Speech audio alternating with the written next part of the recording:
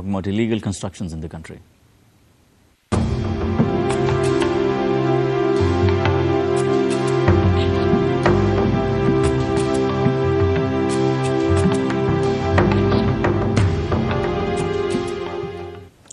So, Prakash, how are you looking at the role that authorities play, government authorities, public authorities play in this problem of illegal constructions?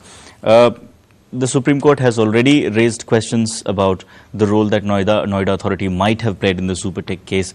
Similarly, in the Campacola case also, it is hard to understand how could the BMC have allowed it. Several other agencies were also involved. What is the role that these authorities have played in this problem?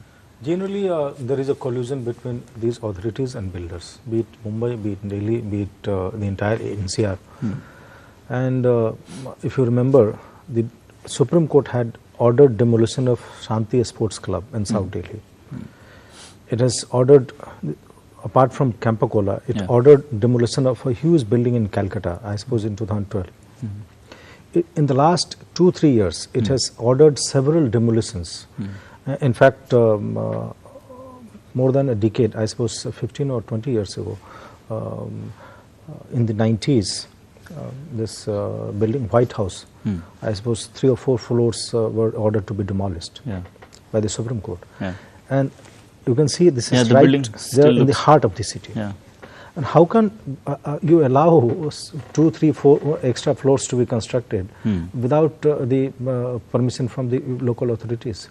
So generally there is a collusion between local authorities and the builders, and it goes on. The sad part is that there is no regulatory mechanism. The entire industry is unregulated.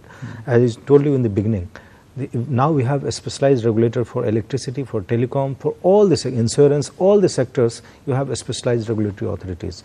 You have tribunals deciding cases. You have appellate tribunal. In this industry, there is none. And the bill that was introduced after much labor and much consideration, so-called, that is still pending in the in Parliament. And the Parliament's standing committee report has come in this February. But thereafter, now we are heading for in the midst of election.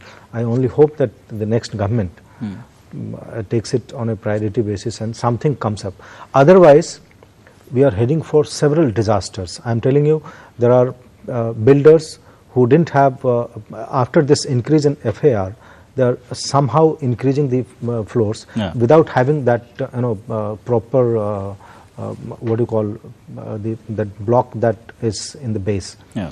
Without having that, they are increasing the floors. So that we are heading towards disaster, particularly because this entire area is in seismic zone.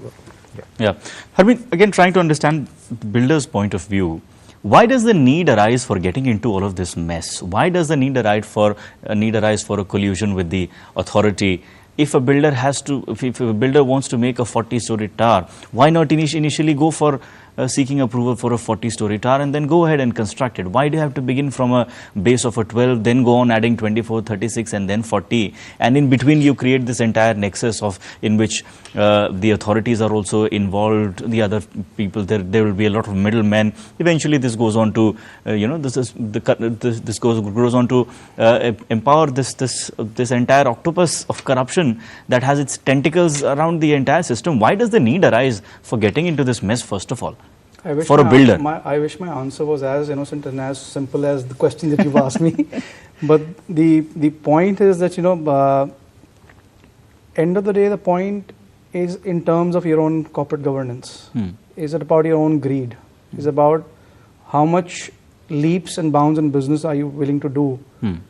And the longevity of that leap. So that much is clear. It's about greed. It's not about the existing bylaws being out of sync with the times. Nothing of that sort. See, the point is, as I said, the policies are made in a manner where you do not have the option to be extremely transparent. So it starts from that very basic. And the point is, with a high volume capital game like real estate, where so much money passes through, a lot of which is unaccounted, as we all know. The greed and the desire for everyone to be part of that pie is so much that you're willing to take that headache. You're willing to make life a little more difficult for yourself because you feel in the overall gamble of power, money, that you will basically come out of it clean. But I feel that, you know, times are changing. Even in this case, I think, I mean, as I said, the verdict is out. I'm nobody to kind of judge who's wrong or who's right. But fundamentally, what stopped the organization from putting it on their website, saying that this is what the fundamental problem with this website is. So buyer beware, we are going ahead, we are going to make our own attempt to get things done in the proper way. But, you know, we're giving you that option to not buy the project. But I don't think there was any disclaimer from the part of the organization to the market. Now, if you're not doing that, either you don't have enough trust in your own brand and your product, and you want to go that path. Yeah. You want to go that path. So, you know, I can tell you that, you know, so if you